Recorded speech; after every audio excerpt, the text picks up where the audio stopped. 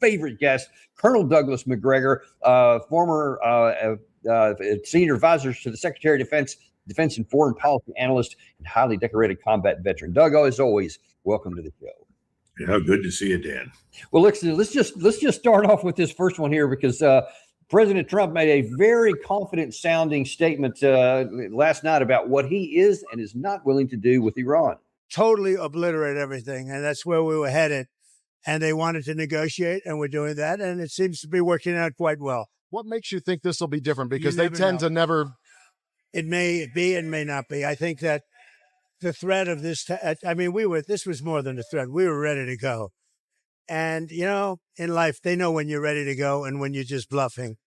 No, we were ready to go, and we are ready to go. We have to do that. Yeah, go ahead. He may be right on that last part. People know when you're bluffing. What do you say to that? Because he's claiming with this weird at the beginning of this, I was not bluffing. We were ready to drop the ball on him, and that's working out nicely. That's what's caused him to come back to the table. And then the guy says, well, why do you think they'll be different this time? And he goes, oh, well, it may not work. So which is it? What do you think? I think I, like a lot of other people, have stopped listening to much of what the president says.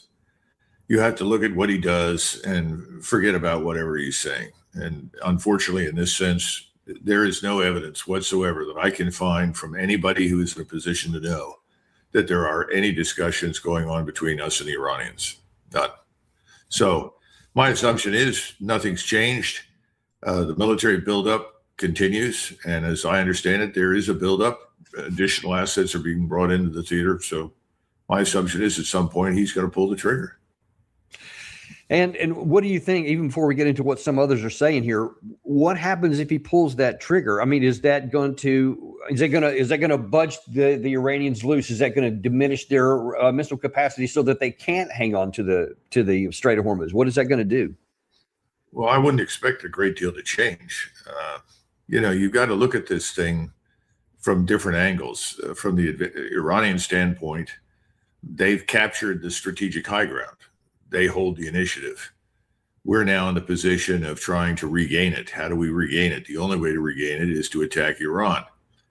How do you attack Iran? Are we going to do something new and different from what we've done in the past? I think that's pretty tough. So what are you going to do? I think you're going to do what you've done before with greater force and greater intensity if you can do it. This is kind of a return to what we call the gambler's fallacy, Dan. Somebody like Trump is a gambler, and he says, I always win. I'm a lucky guy. I always win. I know one more throw and I can win. And I think that's on his mind. Now that he's going to roll the dice again on the assumption that this time, with every B-52, every B-1, every B-2, every aircraft that currently is flyable, with every bomb and munition that we can scrape together that still is precise in some way, all of that will be hurled at Iran. And this time, quote unquote, it's going to work. Now, the other thing that we can't lose sight of is that the people that put him into office are the ones that have been pushing this war. And they want this war to go on. The job now is to utterly destroy Iran. If you can't change the government, if you can't push the population into revolt, and all of that is nonsense, it was never going to happen, then what do? Well, you destroy Iran. And that's where we are. Well, at least that's where we want to be. We'll find out where we are. Interesting. Well, still, President Trump is still talking like, this attacks or these threat of attacks is going to bring Iran back to the table. And let's look at that. As far as what is your understanding, if there is, if you can divine one, as to what kind of a deal President Trump's even talking about now, because we had a deal. He signed a deal just in June 17th, so less than 2 months ago. That fell apart right away. So what is your understanding of even what kind of deal he's trying to get now? That's a good question. I don't really know. Remember that it's all about appearing to have won. But even that is not enough, because he's got to go back hat in hand to his bosses, Netanyahu, the Zionist billionaires. And he's got to say, okay, this is what I think I can get. Will this be enough? And I don't think very much is going to be enough for them, short of the total destruction of Iran. Remember, this is a war from the very beginning not about something important to us. You know, we've been down this road so many times, Dan, listened to so many people talk about Iran, listen to all the claims that Iran is evil incarnate and bent on the destruction of everyone, everywhere, all the time. It's all nonsense. It's just not true. We know that. So this is a war for Jewish supremacy in the Middle East and in the region. And it's tied in strange ways back to New York City and the international finance community. And quite frankly, can no longer be viewed separately from Ukraine, because the same people pushing the war against Iran in the Middle East are also pushing war against Russia in Ukraine. So that you've got a larger enchilada, if you will, than you started with. So you can't expect some sort of flimsy piece of paper that grants Iran control of the Strait of Hormuz or any significant sovereignty issues, or doesn't eliminate the nuclear capability. Anything that falls short of those things, Dan, is simply not going to be accepted. But towards what end? I mean, just forget about morality, take that in, or even logic, and take that out the window. But there has to be some kind of mentality behind this idea that, especially those who appear to actually want to merge the two together and to go down a path that any neophyte can see, that the Iran war is not militarily winnable, and yet they are pushing for exactly that. And if they know rationally that they're not going to get a military victory, then what is the advantage to the people pushing this to try anyway? Well, the government that we're backing in all of this is Israel. What do Ben-Gvir and Smotrich have to say? What are they talking about? They're talking about the systematic removal of the Palestinian population from both the West Bank and Gaza. They would prefer to push them out. If they won't be pushed out, they'll kill them. They've gone into Lebanon with the same basic goal in mind, up to the Litani River at least. And for the moment, that seems to be on hold, but there's nothing settled. So I think the answer is, as you point out, is certainly not rational. And I think Donald Trump is on that train. He's sitting in the locomotive. He may not be actively pulling all the levers or choosing the tracks, but he's on for the ride. And it's do or die in his mind. I think it's do or die in the minds of the Israelis and their backers here in the United States. And anybody who disagrees, of course, is an anti-Semite, a Jew hater, or some other nonsense. But I think it's wearing thin. You know, we had this Grinkevich, the Army general, or I don't know if he's an Army general, Air Force general, who is over in NATO, and he said he's got to make a choice between defending Israel and defending the United States if he doesn't get another destroyer. It sounds a bit over the top, but I think he was trying to make a point on a larger scale. I'm surprised he's still on the job. I think that's where we are. So if you're looking for a rational explanation, you're not going to find it. There's nothing rational anymore. Just about continuing war. Well, somebody who seems to be in that camp and in that school of thought is General Jack Keane, who here is going to be talking about, you know what? Forget about a deal. I don't want any deal. I've always been opposed to the deal, even if it was perfect. Yes. Let's assume there is a deal here. We cannot do what we did with the memorandum of understanding and remove sanctions immediately. Right. No money, no funding, no relief of unfrozen assets, none of that. That has to be kicked down the road, and we have to absolutely see some fundamental change in Iran's behavior. Yes. Restriction on ballistic missiles, no support for proxies are the other two major issues here as well. That's not on the table here for this construction. But before we give up money, they should be. So he is, I mean, just flat out. We are saying, let's go back to unconditional surrender. That's exactly what he's describing there. But he's supposed to be General Jack Keane. He's supposed to know that there is no military path, especially with bombs only, especially with our inventories. We'll get to that in a second. He should know that. And yet there he is, emphatically said. I think that, Doug, that he recognizes the same thing you do, that Trump has kind of wavered. So he's trying to push him over the top to don't even have a deal, go back to military strikes. Well, you got to look at a number of things. First of all, and I mean, because you bring up General Jack Keane on a routine basis, you probably should go into public records and pull up all of his investments, his interests, his income, and so forth, and you'll discover that he's part of the same community that Larry Kudlow lives in New York City. That community is committed to everything that Jack Keane and Larry Kudlow explained. That particular community right now controls the White House and the Hill. So he's really preaching to the choir. Now, to the rest of us in the United States that are not part of that community, we find this irrational and self-defeating. But I think in his view, there's nothing to be gained by becoming rational at this point. Look at the performance of the big five industries in the defense sector. Look where they were in 2022 and where they are today. You're talking about jumps from $22 a share up to $70 a share and higher. My point is that a lot of money is being made by a lot of people, not just in the circle of the White House. We all know how that's been going. We've watched them short oil, and we've watched Trump sort of create a culture of manipulation that allows people to profit from these crises and wars. This is all part of it. So there's no incentive for him to take the position that you and I do. You and I aren't profiting from these things, but they are. And I think that's the simple explanation. Now, Larry Kudlow, of course, is a little different because he's emotionally committed. This is more important to him than anything else. And he's going to sign on for anything that promises the total annihilation of Iran. And literally, that's what these people are talking about.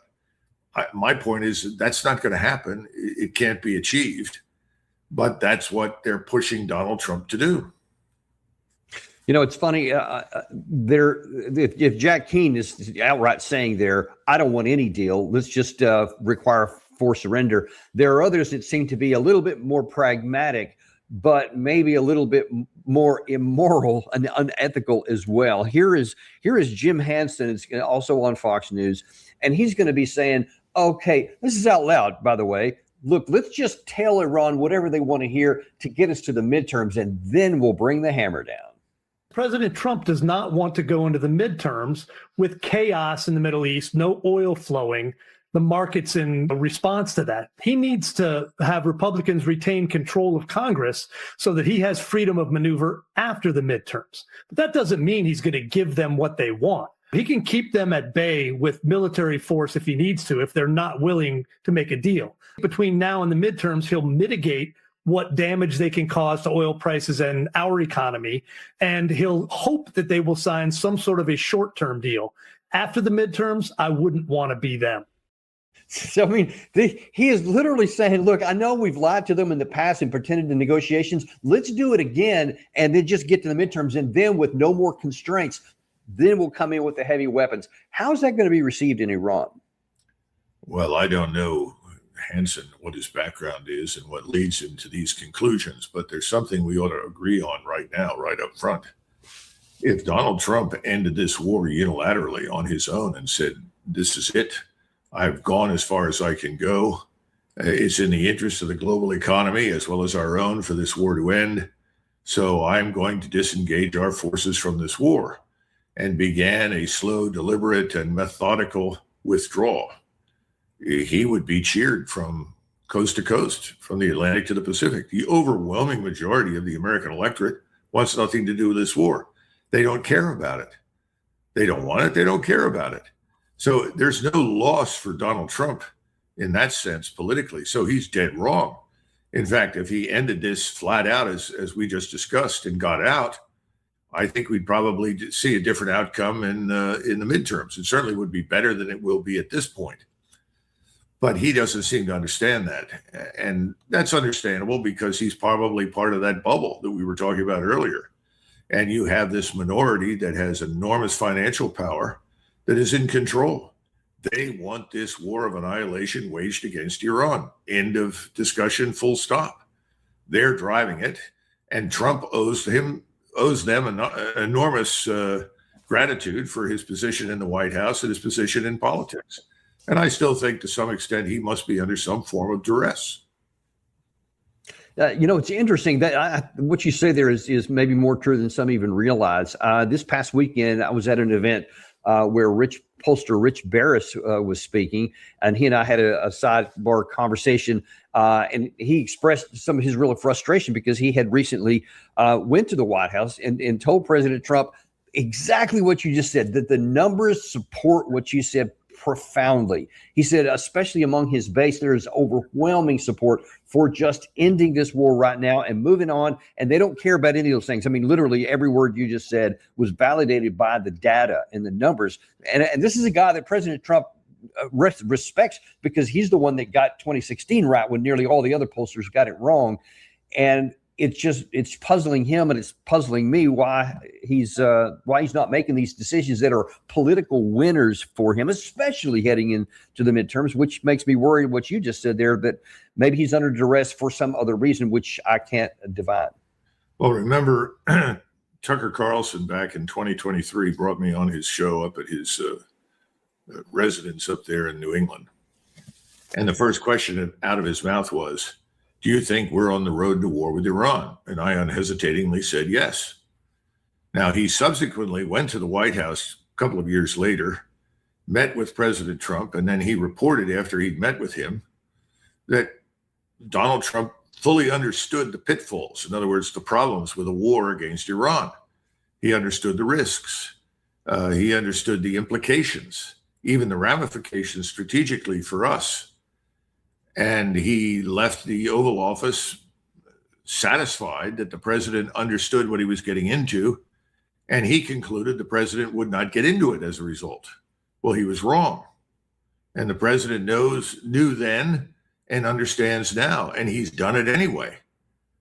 So I think we have to, it's wrong. People say, well, this man can't be this stupid. He is not a stupid man.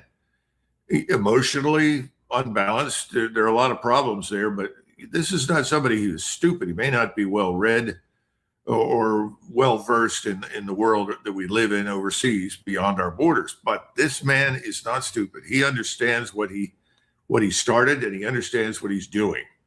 So when you look at this and you say, well, then what is going on? You have to reach two conclusions. And I gave you the first one. The first one is, well, I started this. It's the gambler's fallacy. I've got to finish it. One more throw of the dice and I'll win. That's one part. Secondly, people have got something on him, something that is so powerful. He cannot possibly deviate from the path that he's on. And I guess only time is going to tell us which one of those is. I wonder, because you've got some direct experience with President Trump and rationally coming to a decision and then having somebody change his mind later in 2021, when you were the special advisor to the Secretary of Defense, you came up with what I consider to be a brilliant plan to have gotten all of our troops out of Afghanistan in order in a coordinated manner before the end of his term when he left. And you even went so far as to actually get him to sign an execution order, which was subsequently sabotaged by the Chairman of Joint Chiefs of Staff and the Acting Secretary of Defense afterwards. What did you see in his, because you mentioned that you don't think he's a stupid man, because you walked him through, as I understand, all of the benefits and the cost to potentially doing this. He came to the right conclusion, but then got talked out of it. Well, I didn't walk him through the details, but he understood that it could be done. He understood, I think, that the winter was the ideal time. You've been in Afghanistan and you know the fighting season over there. The winter was a good time to pull out. But he was talked out of it. He was talked out of it by people in his own administration. That included the Secretary of Defense at the time. It also included Kash Patel, who went over with Mr. Miller, the Secretary of Defense. And they joined hands with Mitch McConnell and several other people from the Hill. And they all said, oh, you can't do this. We've already made commitments. We've talked to allies. We've this and that and everything else. And then he backed down and he said, well, what can I do? If I can't get everybody out, then what can I do? It's the old half pregnancy thing. And that's a political problem. No politician wants to bring the child to full term and then be responsible for it. So he backed down. And I think it was unfortunate. And the result is that what we saw under Biden was terrible. And it could have been avoided. But he backed down. And this is one of the reasons that people accuse him of backing out on a number of different things. But this time around, I don't see any evidence for that. Maybe I'm wrong, but I just haven't seen it. Yeah, well, I keep hoping so. But back to this gambler's fallacy here, trying to roll the dice and get something to happen. We just showed, Hansen and Jack Keane and several others. They don't even want a deal. Well, it turns out there actually is some negotiations going on. It just doesn't include the United States. Here is the deputy Iranian foreign minister talking about the negotiations that are nearing a finalization between them and Oman, with an important caveat. Significant progress has been made in the talks with Oman, and these advancements are on the verge of being finalized. We were not and are not actually looking to implement Clause 5 of the Memorandum of Understanding right now, because the United States has set aside all its obligations, and we, too, have set aside our obligation regarding the Strait of Hormuz. What we are doing with Oman is a natural path, regardless of whether a Memorandum of Understanding existed or not. I stated that if we want normal conditions to be established in the Strait of Hormuz, it must be through the path of understanding between Iran and Oman, not through the path of imposition and influence. So the Iranians looked like they've said, you know what, I'm just leaving the U.S. behind. We're going to work on our own deal that's going on here. And then, whereas President Trump is issuing these warnings he did in that first one, Iran is also issuing its own warnings by saying that they warned the Gulf states that any new U.S. strikes on Iran would trigger retaliatory attacks on their oil, power, water, and transportation networks. Reuters reports that Tehran delivered the message through senior diplomatic contacts with Saudi Arabia, Qatar, Turkey, and Pakistan, urging regional partners to pressure Trump to abandon military action and return to negotiations. And from what we've been able to understand, that's why the last round didn't happen that previous weekend, because Saudi Arabia was the leading voice to say, don't do this because we're going to get hit and there's nothing you can do to stop it. How do you see this dynamic? And what if the whole region comes to some kind of accommodation without us even being involved? Well, remember what President Trump said when he signed the MOU in Paris at Versailles. He said, I don't want to be Herbert Hoover, and I'm not going to be responsible for a global depression that results. So this is a man who understands the consequences. And what you just showed in that well, I don't know if it was a memorandum or it's just a tweet. What you showed states very clearly what the Iranians have said from the beginning. If you destroy our oil infrastructure, you destroy our power, water, and transportation networks, we will utterly obliterate everything on the other side of the Gulf. In other words, on the western side of the Persian Gulf. Now, I'm one of these people that is unconvinced that any of the little statelets that are on the western side of the Gulf are going to survive this. I don't think people in the United States realize how fragile those states are, how little they can mobilize in terms of military power to defend themselves. Saudi Arabia is viewed, like the UAE, is very duplicitous, as playing all sides to the middle. And so the Iranians, their attitude is these people have screwed us, taken advantage of us, hurt us, harmed us, cooperated with our enemies, the Israelis and others, on a routine basis. So we have no compunction or hesitation whatsoever about destroying them. I think President Trump realizes that, and I'm sure that he is being reluctant to take action. However, Israelis don't care. And their agents in Washington don't care. They could care less. As far as they're concerned, everybody in the region can die if it's going to promote their dominance, their control of the region. I mean, frankly, that's it. All you have to do is listen to the Israeli leadership. They make that abundantly clear. So I think we're back to where we started. President Trump, if he pushes, let's put it this way, there are three doors. Door number one is reopen the war with everything you've got. Door number two is do nothing. And door number three is do a little and then try to negotiate. Well, you've already tried door number one. You're going to go back to door number one? Well, maybe so. Door number two, do nothing. That's not up for consideration. He can't sustain himself politically.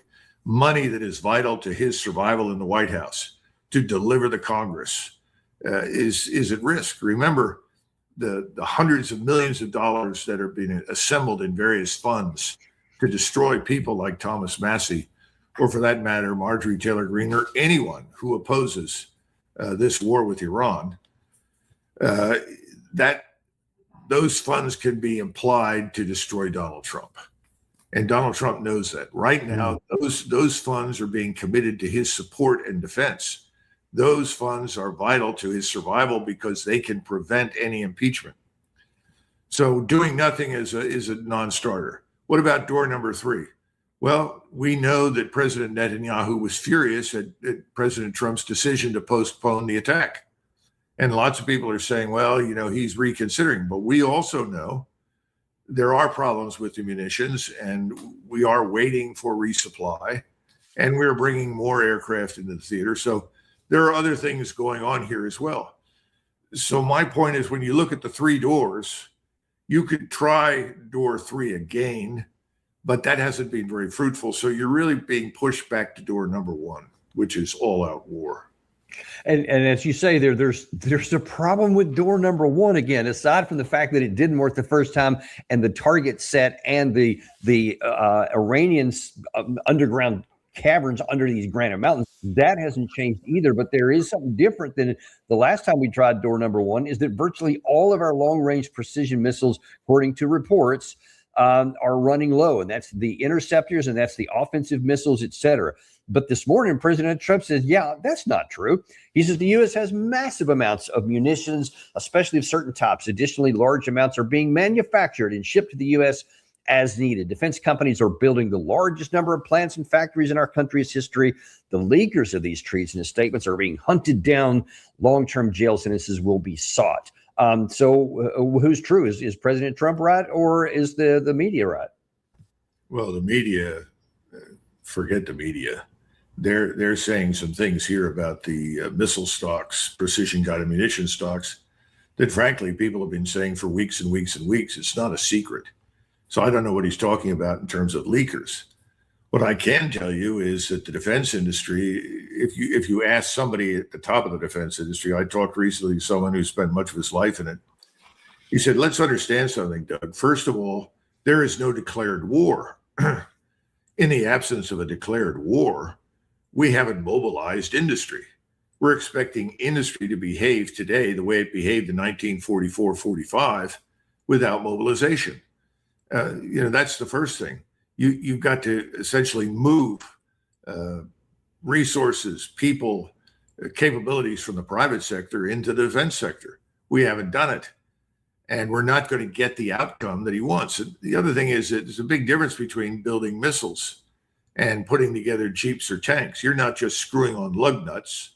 You're dealing with assembly lines that are very complex. They involve human beings, not just robotics. There are some robotics, but a lot of it is human intervention to ensure that the microchips, the microcircuitry, and everything else is where it belongs, because these are very expensive. It's use it once, throw it away. If you're going to use it, it has to work. And most of what we produce does have good reliability. Now, we can argue about the air and missile defense. That's a different issue. And a lot of that technology is not new. But if you look at the standard missiles, you look at the strike weapons that we have, those are really state of the art, and they have a very good performance rating. But you can't just produce them, crank them out the way we cranked out Sherman tanks or B-17 bombers. It doesn't work that way. So we got to say those things. And I think Trump, I assume he knows that. And these threats about people leaking, nobody's leaked anything of real significance. I certainly have never seen anything that I thought was classified. But there is such a thing as general knowledge. And people in the armed forces are not stupid. Sailors, soldiers, airmen, and Marines know what is real and what isn't. They know what they've got and what they don't. And so right now, the percentages, I've heard people say we've got only 20 to 30% of what we need. I've heard people saying only 20 or less. I've heard other people say different things. The point is that we have exhausted our arsenal to a large extent. Are we at risk now of going under in a war with a major power? Not unless we attack somebody and we're stupid. We could, but nobody wants a war with us. And I think probably inwardly President Trump understands that. And I think his view is, well, we're not giving up and we're going to use what we have and build back up later. I suspect that's going on as a conversation. And what happens, Doug? Let's say that the Jack Keanes and like the Tom Cottons and some of these others, they get their way, Netanyahu, and he goes ahead and he does this World War II style deal where he goes out even bigger than the first time. And I mean, just look, from 40 days, we burned through 40 to 60% of some of these categories just by itself. And if we went another, let's say 1 month, we could literally be out of some of these, or at least down to just like fumes in some of these categories. But the likelihood is, almost the certainty is, militarily speaking, we would be in no different position than we are today, except for a bunch of more Iranians would be dead, probably some more Americans would be dead, but we'd be in the same strategic place we are now. What are we going to do then? Because then they won't have the resources to go and fire a bunch more missiles. What are we going to do then? Well, you and I agree that the high probability is that strategically in 3 weeks, 4 weeks, 6 weeks, whatever it turns out to be, and we don't know when he's going to pull the trigger, we'll be in the same position we were at the beginning. I think you're right. At that point, there's either nothing left or so little that we can't afford to continue. And of course, we're not even talking about what's happening in the private sector. We're not talking about the market. Yeah. You know, Trump has developed this culture of manipulation, which has helped to create the illusion of wealth and prosperity. The market keeps rising and rising, and everybody says this is great. It's back to, 1929 in June, everything looked the way it does right now. October, things changed radically. But people that say those things are saying, no, you're wrong. No, it's not going to work that way. I keep telling people I'm not an expert, but I listen to people who are. And if you go down the list, you listen to Luke Groman and Jeffrey Gundlach, you listen to Pilkington or Jeff Curie on oil, the situation is not good. It's very, very fragile. It's very dangerous. And what they point to is something that most Americans don't pay any attention to, and that's you go and look at the treasuries and you say, well, the 10-year treasury is at 4.7. All the experts say if it rises to 5%, we're in real trouble. We won't be able to sustain that debt. We can't pay it all. We can't pay the required payment. And at the same time, they say, well, interest rates will fall. When they fall, that's okay. But, right now they're rising. And so that means bonds have to fall. Well, unfortunately, interest rates are rising and the bond yields are rising at the same time. This is sort of a double envelopment for disaster. But all the great men on Wall Street that are friends with Donald Trump are all saying, oh, no, don't worry about that. And remember what Mellon said in June of 1929. He was the Secretary of the Treasury. He was in Besant's job. And he said, we live in an era of unbroken prosperity. Yeah, and you can see where that 10-year Treasury yield has gone just up since March, when right about the time this war started, and it's continuing on a general trend upward to where we might potentially get to that 5% point you're talking about. There's another quick example to talk about, and that is our intervention to bail out the yen for the Bank of Japan. And we went into a fund of euros, access to euros that we have. I don't know where that is or how that works, but we pumped great quantities of euros into Japan to rescue the yen. Now have we solved the problem? Have we ended the indebtedness? Is Japan now on the path to prosperity and goodness? No, it's a temporary fix. Why did we use euros instead of dollars? Because the dollar has been weakening against the euro. By using the euros, we potentially weaken the euro and strengthen the dollar. Now, Besant's very clever. He's an intelligent man, but he's dealing with Band-Aids. He's dealing with quick fixes designed to get you through the quarter. Yeah. Or in our case right now, through the next 2, 3, 4 months at most. It's not a fix. It's not an answer. It's not a solution. The solution that makes the most sense, in my judgment, for President Trump and for us, is to get out of the war. Get out of the Gulf. It's over. We're fighting a rear guard action. This whole thing of global military hegemony is over. First of all, we don't need it. It's too expensive. The world doesn't want it. It's time to get out of it. Indeed it is. But the problem, well, there's many problems, but one of them you actually mentioned earlier in this episode here, I want to go into, and that's the beginning to merge of the war in Russia, Ukraine with the war in the Middle East there. And one of the first, I guess, manifestations of that is in the air war. And here just recently, Kiev has been getting hit relentlessly. I think they did again overnight here. And in the previous night, the previous one, none of the missiles were intercepted at all because there weren't even any Patriot interceptions attempts. Not even that it doesn't succeed very well, but there weren't even any to go up. And this war is starting to turn really problematic. Zelensky saying, hey, I think I want to be out of this by the end of the year. Well, the only way that's going to happen is if he submits to Russian claims. Although, and this is the weird part again, you talk about people disconnected from reality.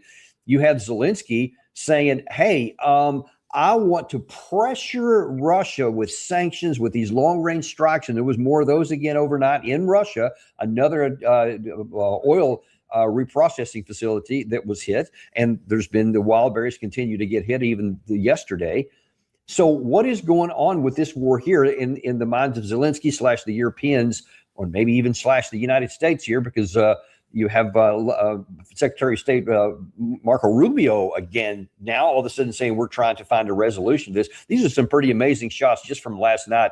And again, you see nothing is intercepting these missiles when they hit the ground. What do you say? Well, let's talk about a couple of things. The first thing is it's very obvious that what Putin said a week or so ago is now begun, and that is the intensity of attacks and the commitment to take more territory and advance to the Dnieper. These things are real. He said he was going to do everything in his power to destroy this government, this regime in Kiev. And I think you mentioned to me, I think before the show started, you said someone you'd talked to said it's a ghost town, Kiev, at this point. People I'm talking to that have recently returned from Ukraine have said that it's a zombie state. You know, what you have is the facade of a state. And then you have Europeans and unfortunately Americans helping the Ukrainians with things like long-range drones and long-range missiles to try and create the illusion that there is life left in Ukraine. And unfortunately, we're helping them with the targeting data. We have run all the flights and all the satellite passes. We know where all the refineries are. We're providing that targeting data to the Ukrainians. They're using it. And they have reduced, I think, Russia's refining capacity by about 38%, maybe more by now. This has, of course, created a very grim picture globally of oil. And the interesting thing is that we're actually buying Russian oil on the open market, Dan. Most people don't know that. In other words, we're making the economic picture worse. We're making it more hazardous. Now, Russia is going to survive this. They're repairing those refineries. They've got plenty of oil and they can produce what they need. But it's hurting others in the world that need access to the refined products that Russia was producing. But that doesn't seem to matter to anybody. Anyway, that's number one. Number two is that I think we're seeing now some shakeups in the Russian military command structure. And those are not insignificant. When I say shakeup, it's not a question of firing lots of people and bringing in new people. Some people are new, but most of them are being moved around. And one of the key decisions that was made within the last 72 to 96 hours was to bring in a new general who has been commanding at the front to take over logistics, and essentially logistics for the entire Ukrainian theater. And he now has a unified command structure under him, which allows him to reach back anywhere inside Russia to bring forward whatever is required to sustain the accelerated pace of offensive operations. Now, I don't think that major offensive operation has yet really gotten off the ground. We see it in the strikes, but I think we're going to see that now followed up on the ground. That's not an insignificant development. Somebody said, well, why would he do that? And I said, during World War II, this was September of 1944, Bradley visited with Patton in the Third Army. Remember, Bradley was the Army Group commander, and he asked Patton, he said, "I've got a full colonel, fresh out of regimental command of an infantry regiment, great combat record, very successful commander. If I gave him to you, what would you do with him?" And Patton said, "I'd put him in charge of logistics." And Bradley said, "What? You don't want him in action?" He said, "No, I need someone in logistics, a ramrod, someone who will drive that train. I'm not getting everything I need fast enough. We've got to get a combat soldier back there, take it over and make it work." I think that's what we're seeing in Russia. We've also had some changes in the Center Army Group, the Center Army in central Ukraine. It indicates that these axes, operational axes that I've been talking about, I think they are developing. And we'll see where it goes. But it looks like what Ukraine experienced recently, as you point out, what it has virtually no air and missile defense, is going to happen on the ground as well. And, you know, what's also happening even before we get to the ground, I will look at that in a second. But what do you make of the actions of Zelensky? Because on the one hand, he's talking about, I want this over by the end of the year by putting pressure on Ukraine, by putting pressure on Russia. And of course, he got another sanctions package from European Union, and he's trying to get one on the heels of Lindsey Graham's death. They're trying to use that to get something through that hasn't finished all the way, but they're trying to do that. And then at the same time, they're doing stuff like this. Here in just the last few days, they have assassinated the son-in-law of the Russian Aerospace Force chief, was killed in a Moscow blast. An FPV drone.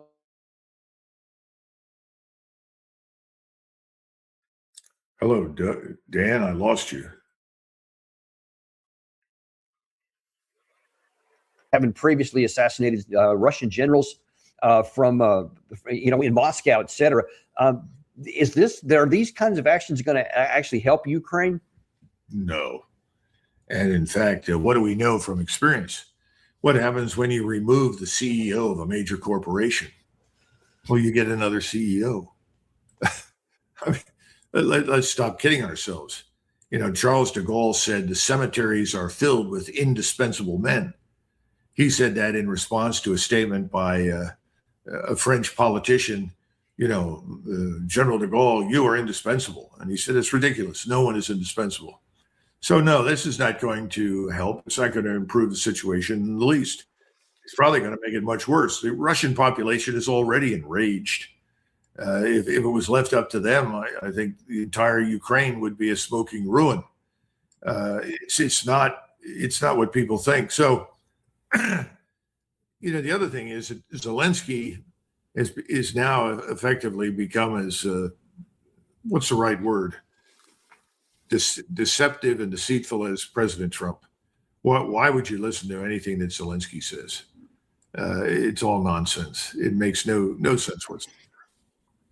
And one of the things that he's also requesting, while talking about he wants to force Russia into a deal, one of the things he's asking for right now is, hey, how about we have an air ceasefire?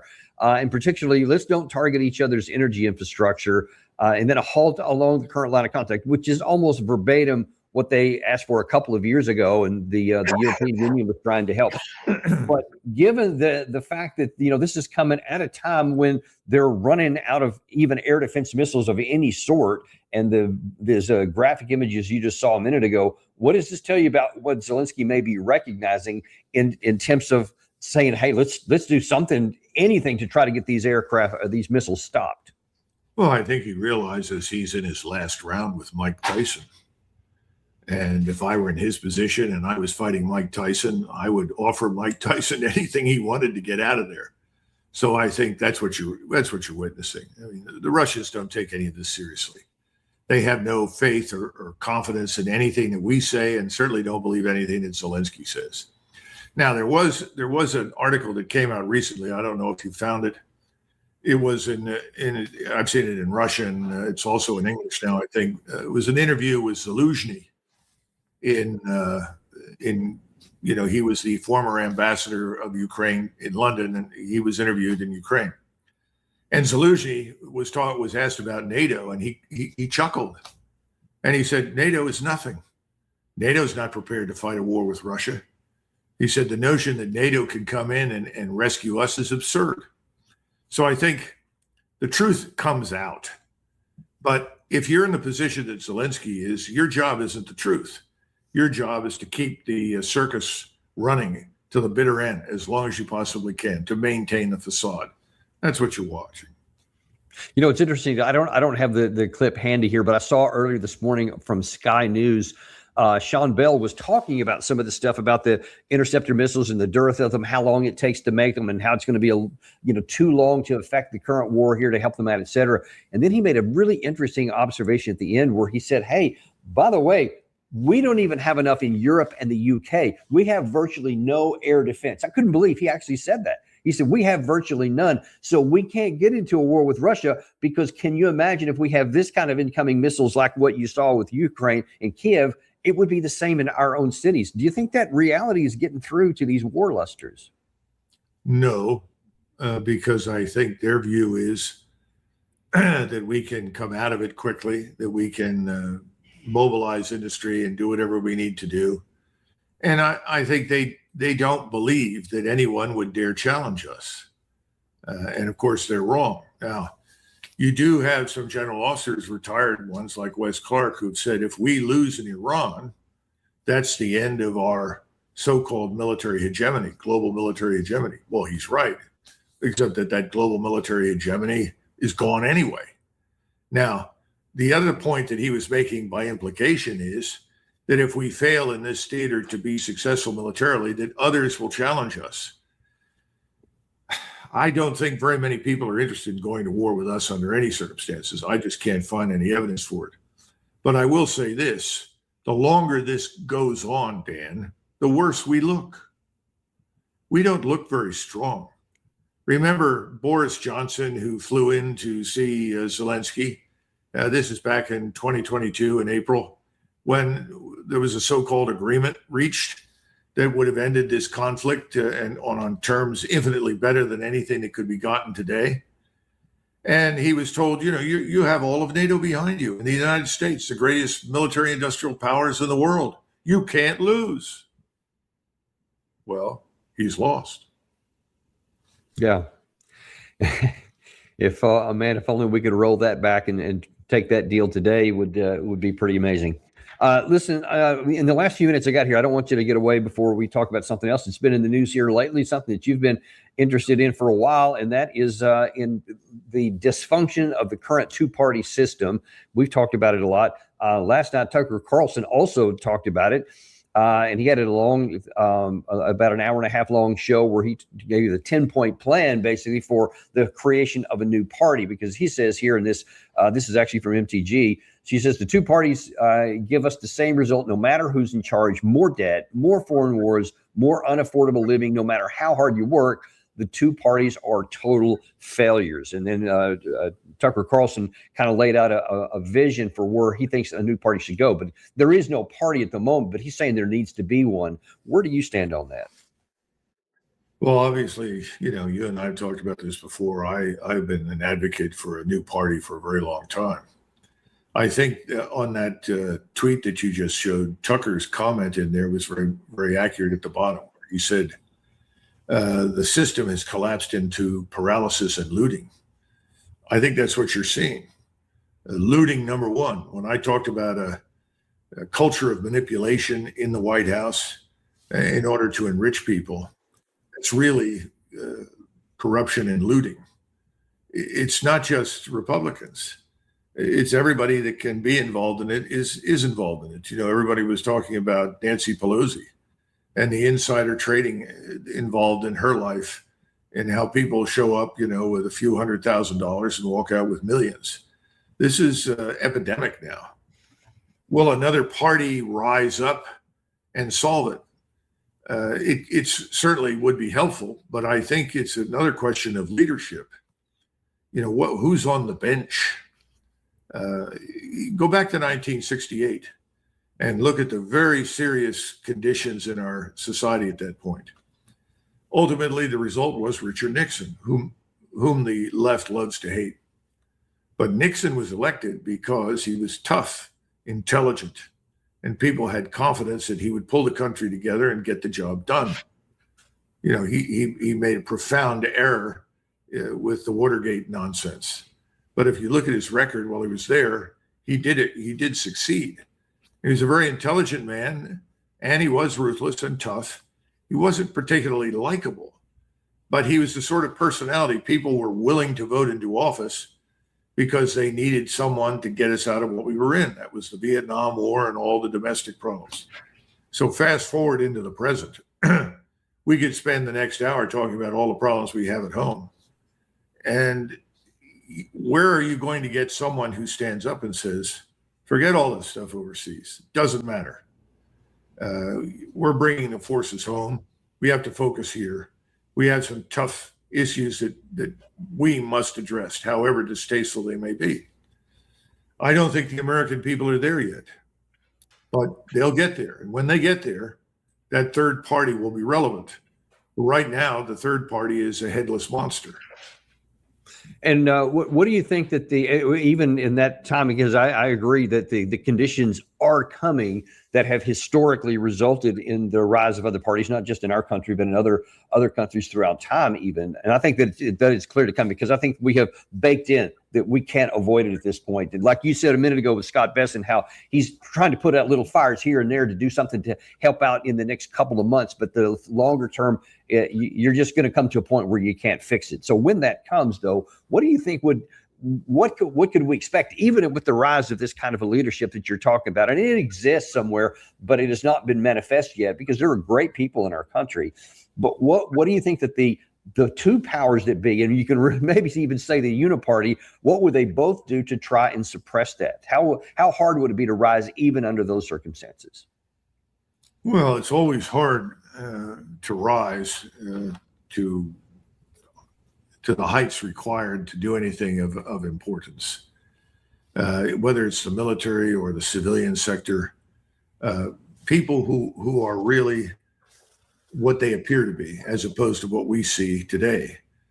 We see a lot of people who are pretentious, who are presenting themselves as either men of the people or tough guys or something else, only to be bitterly disappointed. That's what's happened with the whole MAGA movement.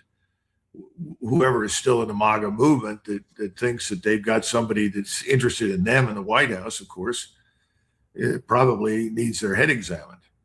But on the Democratic side, you have a similar problem. You don't have a situation that is conducive to the emergence of anybody yet. Things change when things are bad. And they're bad, but they're not bad enough. You know, go back to our experience at Kasserine in February of 1943. That was a disaster. You had 11,000 German troops that attacked 30,000 Americans in a corps. There were 2,000 Americans killed or wounded. There were a number taken prisoner. The whole corps fell apart. And ultimately, Ernest Harman, Major General that gets very little attention today, intervened, pulled it all together. But we were fortunate because decisions were made at higher levels by the German commanders to call off the attack, when if they had pressed it, they could have driven all the way to the Mediterranean. The whole thing was a catastrophe. Well, that's how you got George Patton in command of the Corps. Nobody liked Patton. Patton was not a likable person. He was a nasty SOB, but he was competent. People knew that he was competent and that he would get the job done. Well, we haven't gotten that far yet. So we're not going to see anybody like that emerge until things get much worse. That's the best I can do for you. Well, unfortunately, I can't argue with any of that. It's just ironic and perverse that we have to get to that point before people can make a change. But with the people that we have in charge across the board in this country, I just don't see a way to avoid it. We'll wait and see how it's going to work out. But listen, we appreciate you coming on today, as we always do.